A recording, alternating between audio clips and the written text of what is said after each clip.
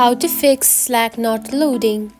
Is your Slack not loading or stuck on a blank screen? Here is how to fix it under 2 minutes.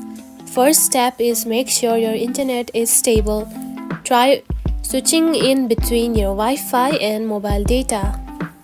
If it's not loading, restart the Slack application.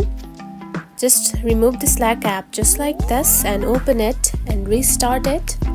You can simply uninstall this app. Keep on tapping on this app just like this and tap on to remove app and simply install it back. And this fixes might definitely help you. And that's it. This is how you can fix Slack not loading. Now enjoy using the Slack application. It is a very easy process, right? If you found this video helpful, don't forget to like and subscribe for more tips. Thanks for watching.